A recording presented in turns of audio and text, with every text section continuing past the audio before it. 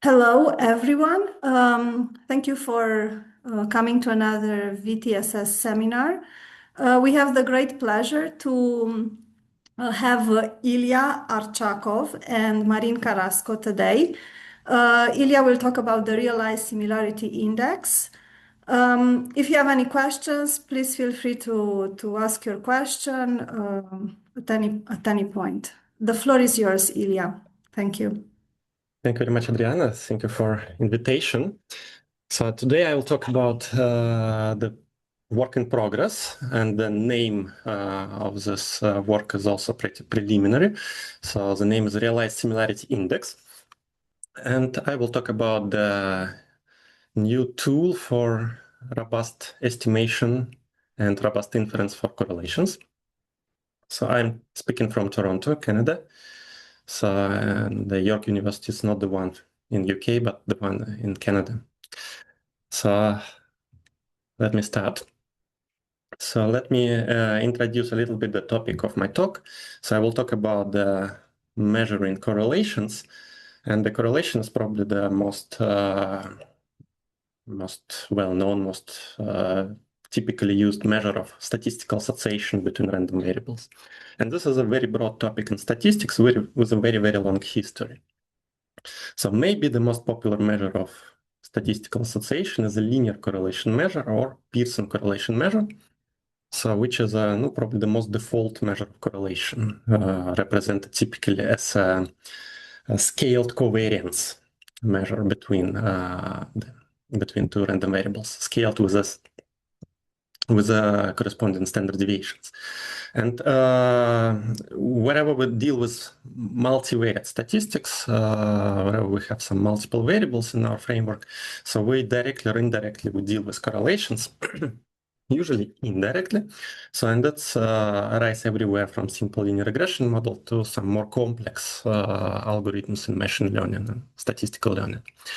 So since the topic of the seminar is the general topic of the seminar is time series, so in financial econometrics, we usually care about the correlations which evolve over time, which change over time.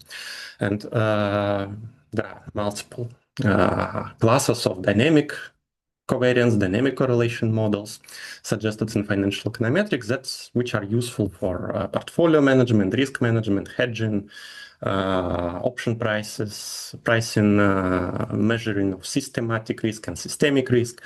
So again, the correlations are everywhere, and in a recent period, so there was also a lot of attention of measuring correlations with intradaily data or high-frequency data that you can observe in financial markets within the day on very high frequencies, ranging from several seconds to several milliseconds. And again, the Pearson correlation measure plays a central role there too. And generally in statistics, the Pearson correlation is particularly important when we deal with elliptical distributions. So, and elliptical distributions is a class of distributions when the isodensities have elliptical shape. What if we would take like two variables, x and y, and if they're elliptically distributed, so then we expect that the isodensities, these blue contours, they have an elliptical shape and described by the elliptical function. So, and there are many distributions which fall into the class of elliptical family, but the most frequently used and the most popular probably is a multivariate normal and multivariate T distribution, which allows us to model or to account for the outlier observations, for the extreme observations, so the so-called heavy tail distributions. So when we have a low number of degrees of freedom, so then we can allow for the more and more extreme observations. And again, in financial econometrics, these distributions are very, very frequently used for estimation and for modeling correlations and dependencies between variables. So at the same time, estimation and inference for correlations is challenging. And even if we have an ID sample, so it's still sometimes complicated to consistently estimate the correlation and to provide some reliable confidence intervals for correlations. So this is probably the two important factors which complicates the estimation inference is that the first, most of standard estimators of correlation, not including the sample correlation estimator, they're very noisy and very fragile in the presence of extreme observations or outliers. And another aspect is that the sampling distribution of those correlation measures, they usually strongly depend on the underlying distribution of data. And if we take multivariate normal, so then we'll have one distribution. If we take something more heavy tail, so then we'll have another sampling distribution. And then without the particular knowledge of what is an underlying distribution of data, it's quite complicated to construct a reliable confidence interval or make some reliable inference on the correlation measures. And in this talk today, in this presentation, I would like to introduce a new measure of statistical association that is based on pretty old statistical tools. This measure is supposed to reflect the similarity between the random variables, similarity in both direction and magnitude. And under a certain condition, so this measure becomes a consistent estimator of the Pearson correlation measure, which is very important measure in statistics. And moreover, it has a wonderful sampling properties, so including the robustness in both mean and the sampling distribution. And moreover, even it's possible to derive an exact distribution, the exact sampling distribution in certain cases, and conduct an exact inference. And I hope this tool is sufficiently simple. So it rests on some pretty strong assumptions, but in implementation, it's very simple tool. And I will provide a few empirical illustrations and applications related to time series. Okay, so let me start with a very short background review of the correlation measures. So I start with a sample correlation measure, which is probably well known for most of undergraduate students. So suppose we have two random variables, x and y, and that we have some independent random sample of this draws from this random variables. And then the sample correlation coefficient can be defined using the following formula. So this formula is well known from undergraduate statistics. And then under very mild assumptions, which relate only to the existence of the first several moments of x and y, so the sample correlation becomes a consistent estimator of the Pearson correlation coefficient in population, so which is a scaled covariance. And this Pearson correlation, it captures a linear association between x and y, assuming that the condition of expectation of y on x is linear, has a linear form. So, and for this estimator, so we can derive an asymptotic distribution, again, under the very mild assumptions. So asymptotically, it's normal with asymptotic variance depending on rho. And even though the simple correlation is probably the default measure, the default estimator of correlation, it's very popular, it's very simple, but it has a lot of issues. And those issues, they are related to, well, again, two aspects that I mentioned a little bit before. So the correlation, sample correlation coefficient is very fragile in the presence of outliers and extreme observations. So when we have the heavy tails in our x and y distribution, so then we potentially have problems. So the variance, asymptotic variance, depends on the rho itself, so the feasible inference is getting complicated. And finally, this asymptotic result is really asymptotic, so in the sense that we need sufficiently large number of observations in our sample in order this approximate distribution works well. So for specific cases, for special distributions, so we can derive an exact distribution for the sample correlation coefficient, but it's typically very special cases. Again, so in finite samples, so once our T is not very large, and if we expect some outliers in our data, so then the estimation is noisy and inference is unreliable. So and this is just a quick illustration of this of how the sample correlation estimator works with real data. So this is a sample correlations estimated on a daily basis using the high frequency 5-minute return series of two stocks, ExxonMobil and Apple, in 2020, and the COVID-19 recession is somewhere in the middle of this period. So, and here we see that each red dot represents estimate of the sample correlation measure, sample correlation estimator, constructed on the 5-minute daily returns, which means that our sample size is 78 per day. And then it's not very small sample size, but also not very large. And you see that from what we have, we can conclude that the correlation process has any very well tractable trajectory. So it's pretty much noisy, pretty much chaotic. So we see that there is a certain tendency that correlations are more high around the COVID-19 episode, but it's somewhere around zero in the end of the 2020 year. So we cannot say much about the persistence of the correlation process. We cannot say much about the significance of the correlation here. And of course, we would like to learn more. And potentially we can do better than this.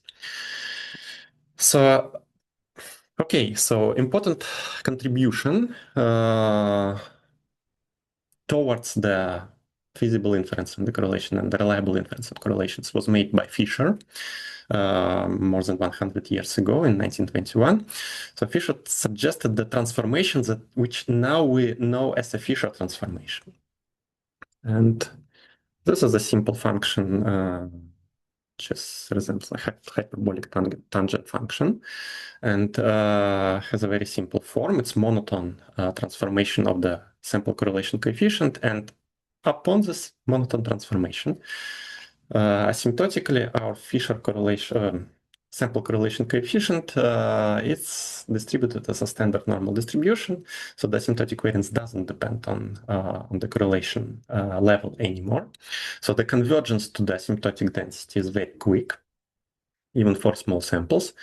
And once our data is not very heavy-tailed, doesn't have a lot of possible outliers, so then even in small samples, the sampling distribution of our sample correlation upon the Fisher transform is pretty much looks like normal, with stable variance, with almost no skewness, almost symmetric. So, and those two illustrations are taken from the original paper of Fisher of 1921. And here we have an experiment for the extremely small sample size of only 8 observations. And on the left plot, there are sampling distributions of the sample correlation measure, calculated for the data with no correlation, rho equal to 0, and high correlation, rho equal to 0.8. And then you see that the sampling distributions of the sample correlation estimator, they are very different. So they depend the shape and basically the properties of the distribution, they very heavily depends on the underlying correlation level. And while for no correlation scenario, we have something resembling like symmetric normal Gaussian type of the distribution. For 0.8, we have something skewed, something not very much normal, and the variances of the sampling distributions are obviously apparently different. So, but upon the Fisher transform, which is we have on the right plot, the sampling distributions are almost identical in their shape. So we have different, of course, we have different location because the underlying correlations are different, but the shape is almost the same. So that's almost kind of Gaussian densities with apparently similar variances and more or less symmetric. So, and this is the beauty of Fisher transform. So it allows us to, if we believe that our data is not very heavy-tailed, approximately Gaussian, so then it allows us to conduct a reliable inference on the sample correlation measure, even for the small sample scenario. The problems can arise if we deal with more heavy-tailed distributions. And once we repeat the exercise of Fisher, but for non-Gaussian, not only for Gaussian, but for heavy-tail distributions like student T or Cauchy, so then we see that the sampling distribution of the correlation coefficient is getting very dependent on the underlying distribution. So even after the Fisher transform. So that's a sampling distribution of the Fisher transform of rho hat. And you see that, again, so distributions are more or less symmetric, but the variances are very different there. And again, in order to conduct a reliable inference, we need to know at least some information about the underlying distribution of underlying the kurtosis of our data. Okay. Another approach to measuring correlation, it comes through the so-called robust measures. And robust measures of correlation, they typically are based on the rank statistics.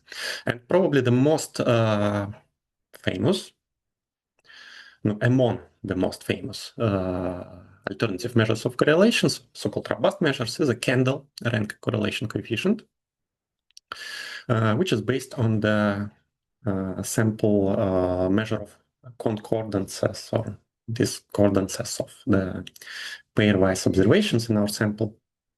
And basically, this measure depends only on the sign, only on direction. So whether the observations are directed to the same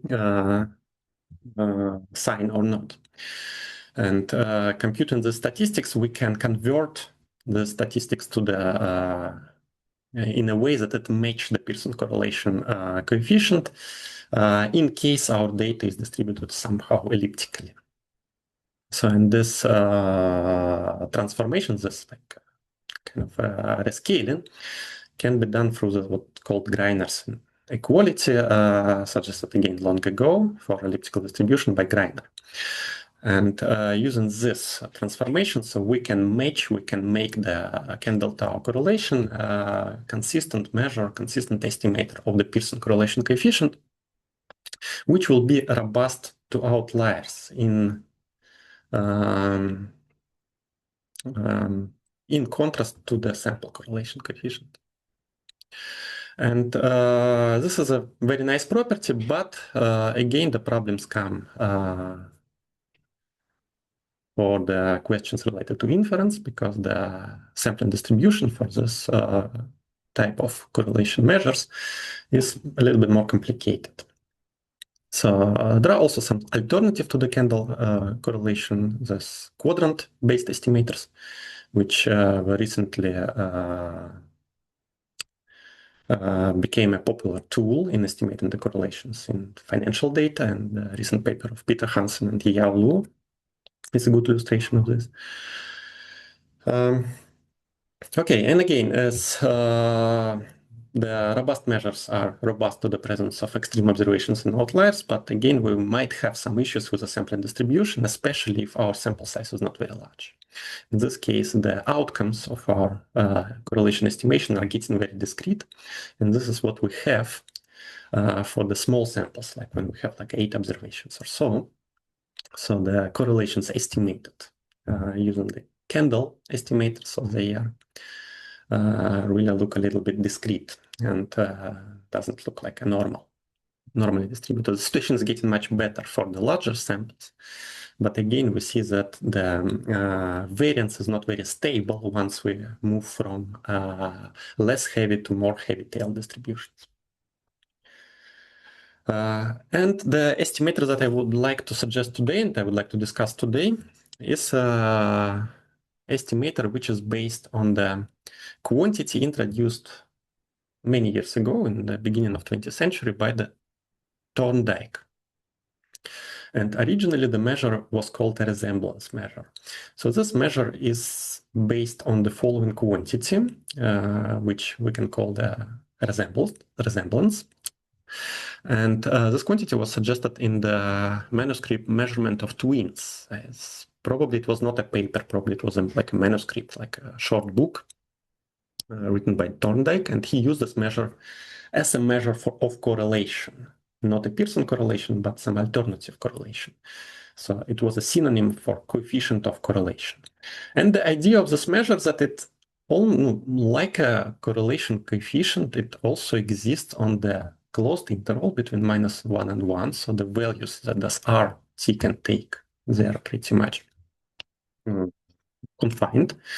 The sign of this measure is positive or negative once xt and yt has the same or opposite signs, directions. And an important feature of this measure is that if we consider the data, the x and y observations in the polar coordinates or in just the Descartes coordinate system, doesn't matter. So then this measure RT will depend only on the angle, but not on the magnitude of the vector xy. So, and this makes this measure intrinsically robust to extreme observations. So it doesn't matter what the joint magnitude of this vector xy, so it depends only on the angle. Okay, and extremely nice properties of this measure appears when we take the Fisher, when we apply the Fisher transformation to this measure. And then let me denote by gamma simply the Fisher transformation of measure R resembles measure suggested by the Thorndike. So, and in this case, we can rewrite this measure as follows. So it's simply the log of the following ratio. So we have the squared sum and the squared difference of values of x and y. And the gamma, the measure gamma, which I will call the similarity measure, it has the following dependence, the following function of x and y. So if you see that once the observations x and y are closer to the 45-degree line, so then the similarity measure is higher. So once they are closer to the negative 45-degree line, so they're less similar, more dissimilar, so then it's getting also large but negative. So, and then for having the higher similarity, so we expect that our observations are closer both in direction and magnitude, so they're just physically closer to each other. So, and once they are closer to each other, so then we have the higher value of gamma. So, and in this sense, our similarity measure, it reflects the similarity of our observations both in direction and in magnitude.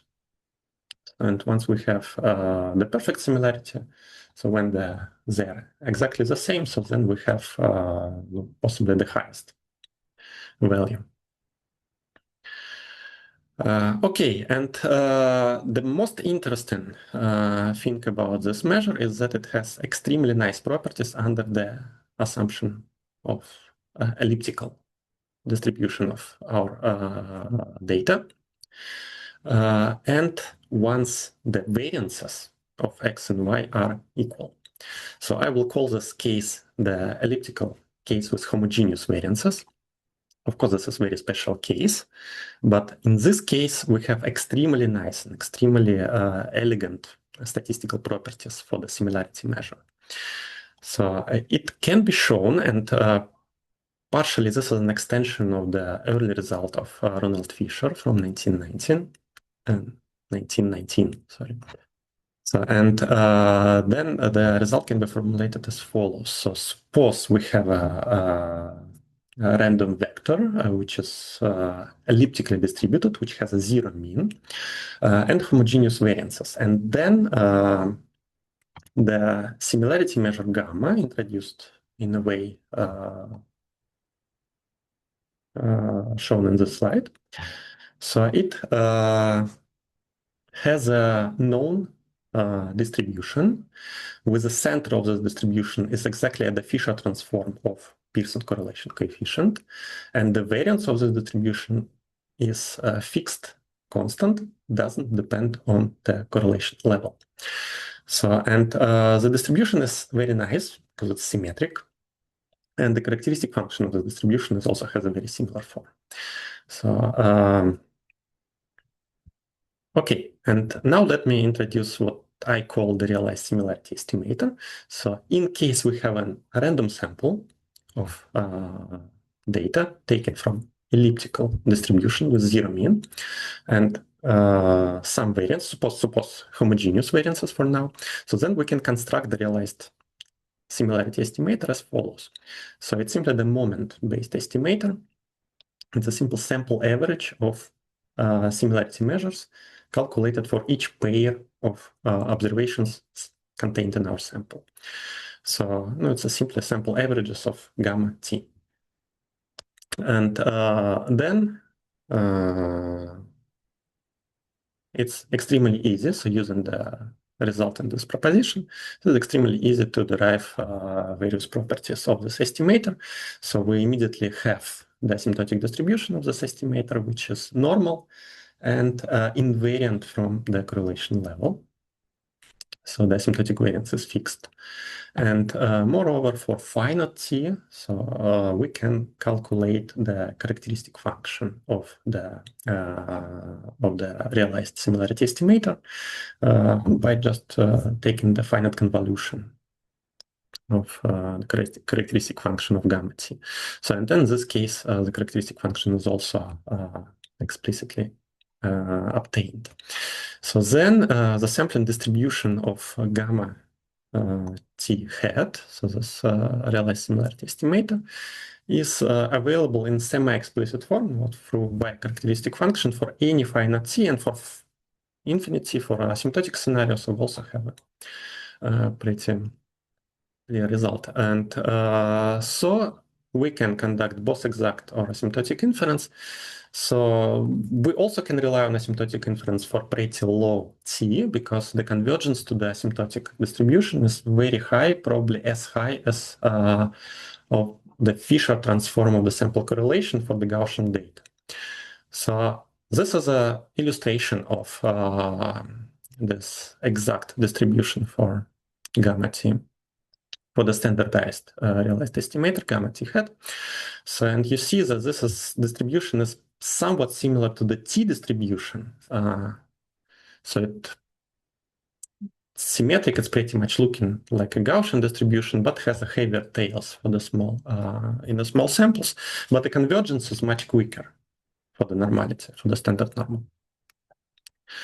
And I also constructed the table with the exact quantiles for each given sample size, starting from the sample size 1 of only single observation. And then you see that somewhere around like 10 or 12 observations, we have a quantiles which are very, very close to the quantiles of the standard normal. So that this, again, convergence to the standard normal is quite quick, but even for the any finite sample, including like 2, 1, 3, 5 observations, any number of observations, we can get an exact inference. Again, only for the very specific case of elliptical density and variance homogeneity. So, but all of these properties taken together, they are quite rarely occurring in statistics. So we can consider the realized similarity measure as a consistent estimator of the correlation, of the Pearson correlation in the Fisher scale, which is unbiased for any row, which is robust both in terms of the mean and in terms of the sampling distribution too. And the sampling distribution, moreover, is exactly available for any sample size, which allows for the exact inference. And this is really very nice, of course, based on quite strong assumptions, but can be a good starting point in analyzing the correlations in empirical analysis and empirical data. So, and this is, let me illustrate how the sampling distribution of this realized similarity measure compared to the ones of more standard correlation estimators, including the sampling correlation, which is this red dashed line, and the candle tau correlation estimator, which is a green bars or green line here. So, and you see that for any type of any sample size, 8 or 40, so we have as theoretically predicted pretty well stabilization of variance. So the variance is stable of our sampling distribution, the shape is stable, everything is stable. Moreover, we know it theoretically this function. So, and we see the contrast with the sampling distributions of more classical correlation measures. Again, so this is a elliptical case, homogeneous variances, and in principle, this is a pretty standard assumption in most of empirical models, particularly in financial econometrics. So, all right, and if we go to the more extreme sample sizes, like 5 or 3 observations, again, we have like a perfect performance of the realized similarity estimator, and we have a partial collapse of candle correlation measure when we have very small sample sizes, so it's getting very, very discrete. So, and then even the sample correlation estimator, this red distribution, yeah, it's getting less efficient than the one of realized similarity for very small samples, which is an interesting feature. And here I try to summarize the most important features of the realized similarity estimator. So it has both advantages and disadvantages. And the main disadvantage of this estimator is, of course, very strong assumptions on the underlying data. We need to require the homogeneous variances for this, but we can sacrifice. But we're more forgiven for the sample size. We can tolerate smaller samples. For example, candle estimator. So this doesn't work good in a small sample scenario. And for the variance, for the efficiency, so here we have a efficiency robustness trade-off. And yes, the realized similarity measure is less efficient than asymptotically than the sample correlation or candle correlation, but it's robust in both mean and the sampling distribution, which is a feature that neither Pearson nor Kendall correlation coefficient, they do not possess together. And okay, so this is in principle, in my opinion, this is a reasonable trade-off, especially when your main focus is on inference and robust estimation. So for a more general scenario, I will not speak much about the more general scenario with heterogeneous variances. It's also an interesting case, but I would focus this presentation more on like correlation type of properties. So, but in a heterogeneous variance scenario, when the variances of x and y possibly different, the realized similarity estimator converges to a different quantity, not to the Pearson correlation quantity, but to the other quantity, which can be given by the following function of the variance covariance structure of this vector. So it's 2 times covariance divided by sum of variances. This is a quantity which is closely related to correlation, but not the correlation itself. So, but might be an interesting quantity too, because basically the properties of this estimator, they are still the same. It's very robust. It has a very quick convergence to the normal distribution. Now the variance is getting slightly different. It's getting dependent on the variance covariance structure, but again, it's we have a pretty tractable expression for this.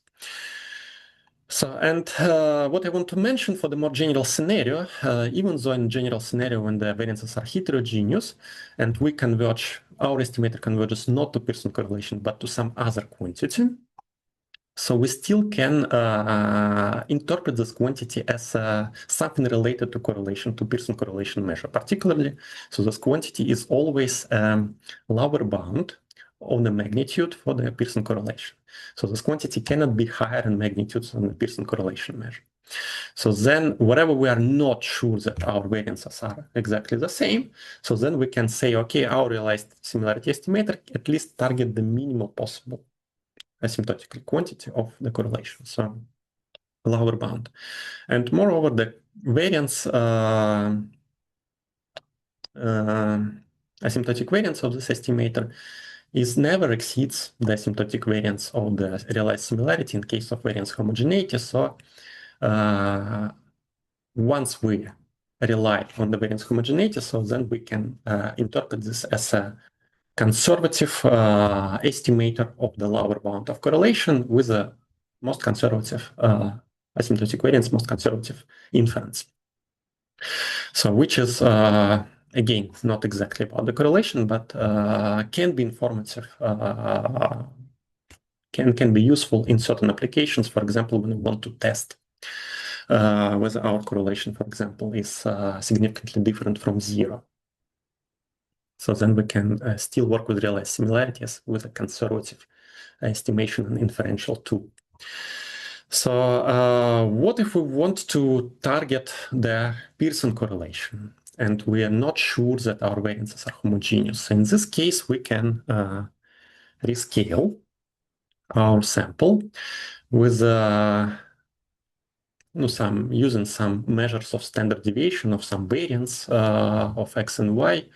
And in case these measures are robust, so then our asymptotic results related to the realized similarity estimator and variance homogeneity case will hold. And yes, we have a more complicated expression for the exact distribution in finite samples, but asymptotically we will be fine.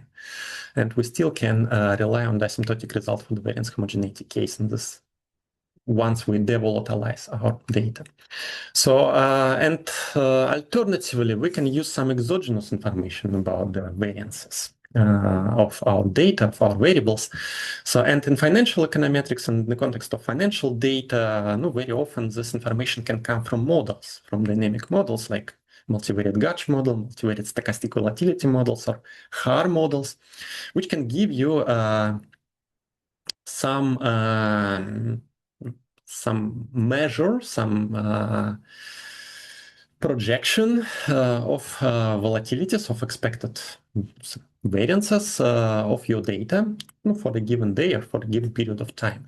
And then you can use these measures in order to devolatilize, to standardize your observations and use a realized similarity as a consistent measure of the Pearson correlation coefficient. So otherwise, alternatively, we can incorporate directly the similarity measure into variance and correlation models, such as multivariate Gauge, and this will be one of the illustrations that I'll present very soon. So, and now let me illustrate how this measure works with the real financial data. Again, in the real financial data, we cannot expect at all that our data is ID, that our data is elliptical. We cannot expect that the variances are the same. So, and anyway, I tried to apply this estimator to the standardized 5-minute or 10-minute some high-frequency returns, intraday returns of two stocks, Apple and ExxonMobil, in order to measure the correlation between the Apple and ExxonMobil over the period related to the COVID-19 crisis, February, March, and April of 2020. So, and again, this is rather a conservative estimation, is illustration of a conservative stance on estimation and inference of the correlation, latent correlation between Apple and Exxon, because again, we hardly can expect that the IID assumption, elliptical assumption, and variance homogeneity assumption, they hold for this case. Anyway, it's interesting to compare the estimates provided by realized similarity measure with more standard measures of correlation, like a realized correlation, which is a sample correlation on high-frequency returns, and candle correlation coefficient, which is a robust approach to measuring correlation. And here I present all of those estimators together. So realized correlations comes with a red candle, come with the blue squares. And the realized similarity, I use an interval estimation. So I construct the 90 and 99 confidence intervals for the correlation measure based on the realized similarity index. So I construct these intervals around the realized similarity estimator using the asymptotic variance pi squared divided by 4. Yeah, so which is very simple. And here with what we have for 10-minute frequency when we observe 39 observations per day, and this is like approximately 60 days over the period February-April 2020. So, and for 10-minute frequency, so we see that in general, we have very good agreement between the estimators because the realized correlations and candle coefficients, they are always within the confidence intervals, robust confidence intervals. But the confidence intervals itself are not very informative. So we are not always can say that our correlations are significantly different from zero. Yes, so you see that very often we cross the zero line. But situation is getting better, of course, naturally. So once we increase the frequency and for 5-minute returns, so we have more narrow intervals. And what is interesting, the agreement between the correlation measures, it's still there. I would say it's pretty good. And the situation is getting better and better once we increase the frequency and increase the number of observations in our samples. And in the critical scenario, so the best scenario that I consider is 1-minute frequency with 390 observations per day. So we have pretty narrow, much more narrow than before, confidence intervals, robust confidence intervals for correlations. And we have extremely good agreement with the candle coefficient and a little bit worse agreement with the realized correlation. In principle, this is what we would expect, because the realized correlation is based on the non-robust correlation measure. And we know that in high frequency data, in frequency financial data, we have a lot of like extreme observations, what we call jumps, sometimes price jumps or code jumps in our data. And then, of course, it introduces a somewhat downward bias for the realized correlation in case we have many jumps per day. And otherwise, we can track some trajectory. Yeah, so then with a even for the confidence for the interval estimation, so we still can track some trajectory. We still can see some clusterization of correlations. So we see that clusters, so each cluster it represents the calendar week of data, and you see that this correlations over the week, they are somehow clustered together. So, and this is a property of persistent time series. Yeah. All right. So now this is let's just look at some particular examples, some example of 2 particular trading days where we have a apparent disagreement between the estimators. So this day, it's February 27, probably. So here, the realized correlation measure is very much beyond the robust confidence interval. And on the next day, February 28, so the correlation measures more or less agree. And this is what we have for the data, for the scatter plots of the data for these 2 days. And the day of agreement, so here all correlation measures gives us approximately the same level of correlation, 0.73, 0.74. And then we see this is something that is pretty much resembles the elliptically distributed data with probably a few outliers, but these outliers, they are somehow well located. So they are not that much located in the quadrants which go towards the negative direction of the correlation, like here and here. So, but in February 27th, so we see the distribution, which is in principle, so again, so this is probably up to some further discussion, but in my opinion, so this pattern is not that much characteristic for the elliptical distribution. So here we have probably a little bit more outliers in the quadrants where we would not expect to have these outliers under the elliptical assumption. And probably because of this, our estimators, they are not that much agree. And what is interesting, so realized similarity is similar give us the similar values for both these consecutive days, which means that probably the effect of this disagreement comes from this very unnatural outliers that particularly the sample correlation, Pearson correlation measure reacts more strongly to them. Okay, and let me briefly introduce a time series application of this measure. And for this application, I construct very simple version of multivariate gauge model, bivariate so far gauge model, which will take the similarity measure as a robust driver of the latent conditional correlation process. And I will not be I will not go to the details of how we construct multivariate gauge models. So probably it's known for many people who work with time series. So we have a so-called return equations, and then we assume that the covariance, variance covariance matrix of this return, in our case bivariant return, is changing over time, and we allow for some conditional dynamics for the variances and for correlation.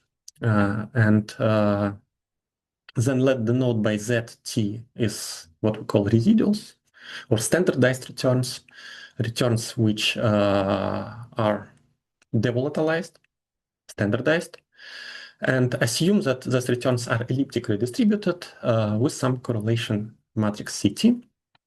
And then we can suggest pretty standard gauge, 1-1, gauge 1-1, or exponential gauge 1-1, or realized gauge 1-1 processes for the volatilities. And for the correlation, we can apply the so-called DCC approach suggested by Robert Engel in 2002, and which were modified in many subsequent papers. And particularly, we will model the conditional correlation matrix as a time series process. For that, because in 2x2 case, we have only two variables. So then our correlation matrix is parameterized by only single correlation coefficient. And then we can specify the dynamics for the Fisher transform of this correlation coefficient. So we are not bounded, our process is not bounded for the values -1 and 1. So then we can construct this process, and this process can take any values in real line, any real values. And for the specification of this conditional correlation dynamics, so we can use a similarity measure as a driver of correlation. And this is pretty much observation-driven approach, because the future realization of our conditional correlation depends only on the current, only historical variables which we filter through the model. So we can estimate this model directly using the maximum likelihood principle, and the forecasting of correlation through this model very simple. So we have all the benefits of this observation-driven approach to modeling. And important to note that the similarity measure is centered exactly at gamma, because we know the nice property that the mean of the similarity measure is exactly at the Fisher transform of the correlation coefficient.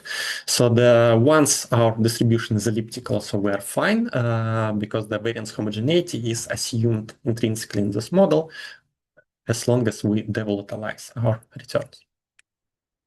So, and then we can run this model and extract, filter, and forecast the latent correlation between the variables. So important trade-off for this specification of the gauge model is that on the one hand, yes, we have a robustness to outliers, but the signal itself, the similarity signal, is not very efficient, yes, as we know. And the model can be significantly improved in case we use some sort of realized gauge approach. So if instead of this measure, which is based only on the daily returns, we can construct some measure which is based on intra-daily returns, and then we can get a more efficient measure of similarity and using the realized similarity measure, and then we can improve on the property, on the performance of the model by that. So, and this is what I get after applying this model to the data. Yeah. Sorry, Majid. It's just 10 minutes, just to let you know. Sure. Okay, thank you very much. I'm concluding. I hope so. So, and then the blue line, the blue trajectory is basically the correlation, the conditional correlation process that we filter from this robust multivariate gauge model. And this is how it relates to the realized correlations that we calculate using the sample correlation coefficient from high frequency data. So you see that we clearly see that realized correlations, which are sample correlations, they underestimate the correlation levels that we can filter out from the multivariate gauge model. So it seems that robustness plays a role, that our correlation, our latent correlation is somewhat little bit higher, systematically more high than what we can measure using the traditional correlation measure with high frequency data. And let me very, very briefly introduce the multivariate modification, multivariate generalization of the similarity measure. So for that, we assume that we have a multivariate vector, multivariate, which means that our n now can be higher than 2. So that's multiple multivariate. So, and so suppose we have n variables now, but n is larger than 2. And then we can construct the measure, which will be an alternative, pretty much natural extension of the similarity measure, but on the case of arbitrarily large number of variables in our vector. So let we denote the two projection matrices, P1 and P1 orthogonal, and these projection matrices are the projections on the unit vector, on the space of the unit vector 1, 1, 1, which is a direction of the perfect similarity, and the orthogonal projection matrix is a projection on the orthogonal subspace. So, and then we can define the generalized similarity measure as simply the following functions. So it's 1 over n times logarithm of the ratio of variability of our vector x along the vector of perfect similarity and along the orthogonal subspace. And this variability we can construct using these projection matrices. So, and then intuitively, so our similarity measure is getting higher once all the variables in our vector have more similar values, both in direction and magnitude, yeah? And it's getting lower, more large, but negative, once these variables are in general different from this vector of unit vector of direction of perfect similarity, once their location is closer to the orthogonal subspace. And once our n is equal to 2, so then this measure is getting is collapsed to the realized similarity estimator suggested before. So, and then let me link this measure with the matrix logarithm. So matrix logarithm is just the inverse function of the matrix exponential. So matrix exponential can be, for example, defined through the infinite series of matrix powers. And matrix logarithm can be defined in a similar way, but with a little bit more complicated formula. Or for the case of correlation matrix, which is supposed to be positive, definite, and symmetric, you can simply take the logarithms of eigenvalues, and then you get the logarithm transformation. So, and then an interesting thing that for the matrix logarithm, the Fisher transformation is exactly what we have after applying the matrix logarithm to the correlation matrix in the 2x2 case. And in the more general case, n by n case, we again can have a nice relationship between our similarity measure and the matrix logarithm by assuming, again, very strong assumption that all our correlations are identical. So this is called equicorrelation model or equicorrelation matrix, when for some given n by n correlation matrix, all the elements are identical and equal to each other. So in this case, the matrix logarithm of this correlation matrix also preserves the equicorrelation structure. So all elements of the diagonal elements are identical, and we even have the exact transformation, exact relationship between gamma and rho. And so a little bit more on this you can read in our joint paper with Peter Hansen on the block correlation models and block covariance models. And this equicorrelation matrix is a special case of the block equicorrelation matrix with one single block. So, and then in this case, our generalized similarity measure, it's can be viewed as a consistent measure of this log transformed correlation matrix once all the correlations are identical. So, and for this situation, for this special case, there is also a very elegant result which resembles the result on the first proposition. So we have a random vector which is elliptical, zero mean. The variances are homogeneous and the correlations are identical. So very, very specific case, very exotic case, but we have very nice explicit distribution for our realized similarity estimator for this case. And as you see that once our dimension is larger in this case, so then our estimator is getting more efficient. So because partly we extract information from cross-section, not only from the sample size.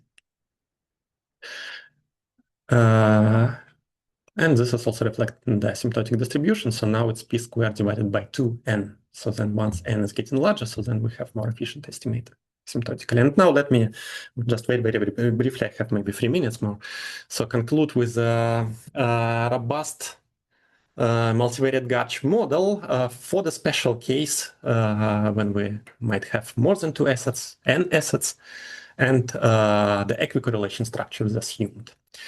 So again, so we devolatilize our returns using some univariate gauge specifications. For example, gauge 1,1, we can take very simple one and assume that the standardized returns are somehow elliptically distributed.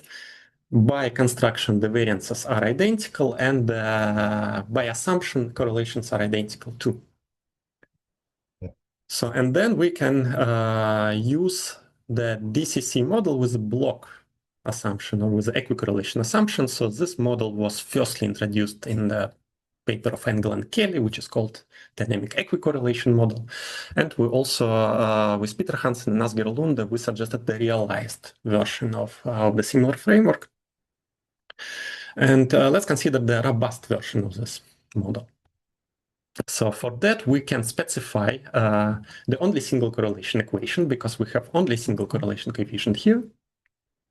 And the dynamics of this conditional correlation is driven by the generalized similarity measure, which was introduced, like I showed before. And this is a measure which is a good measure of our log transformed correlation matrix. Again, we model gamma, we model the log transformed parameter. So we model this parameter, but not this parameter. And this parameter lives on the entire real line. So we're not constrained. For the equicorrelation model, we're constrained.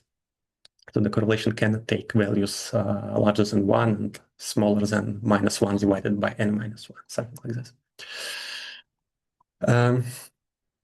Okay, and then we can apply this model to extract the robust dynamic correlation or some realized correlation index in some sense, yeah. So which tracks an average and aggregate level of correlation in the among the subset of stocks from the stock market over the time.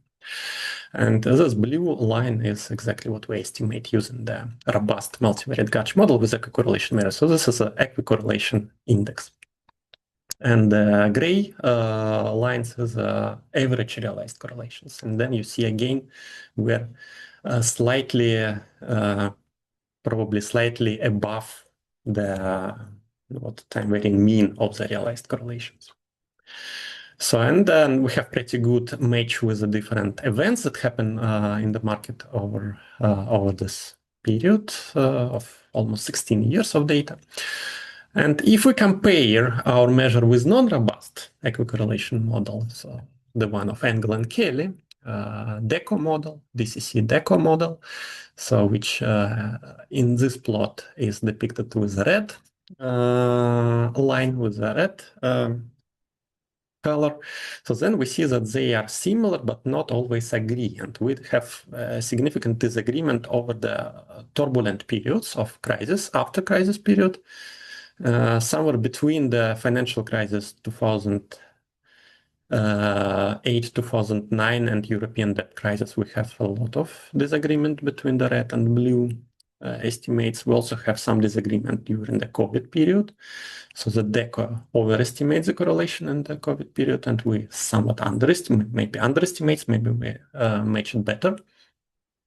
But in any case, we have a room for some different performance because seemingly these indices, they look differently. And this index can be a good indicator, a good barometer of the overall correlation in the market. And this was exactly the interpretation in Engel and Kelly. And in principle, so it might be, there might be some benefits of having a little bit more robust stance, a little more robust measure of this barometer, of this indicator. That can lead to the slightly more maybe accurate understanding of the diversification potential of the market or risk in the market in general and so on. So, and I'm still, the evaluation of this model is still in progress. So let me briefly conclude on this.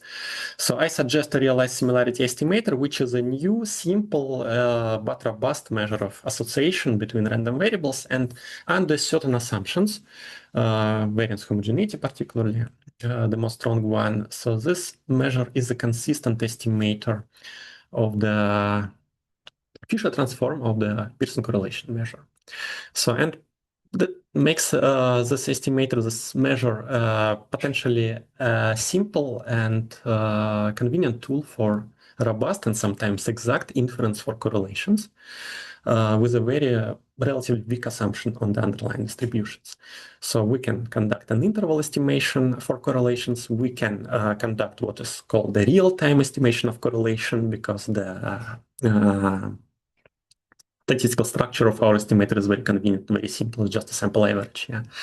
So, and then we can use it as a nice tool for the dynamic models. For example, what I illustrated for the Garch, multivariate Garch model, but you also can use this measure in relation with like a score-driven models or some stochastic volatility models or other dynamic models. So, and extremely interesting generalizations are possible for multivariate cases where n potentially greater than 2. And I discussed several of them. And then I see that this measure, again, so it's probably a little bit demanding measure in terms of our assumptions that we need to impose on the data. But once these assumptions are more or less satisfied, so this measure is a simple, robust, a little bit conservative tool for the estimation and inference of correlations with real data, with particularly with financial data. And I hope you learned something interesting today. So thank you very much for time. Wonderful. And Thank you so much, Ilya. ready for questions. Yeah. So I'm going to stop the recording now and we'll move to the Q&A.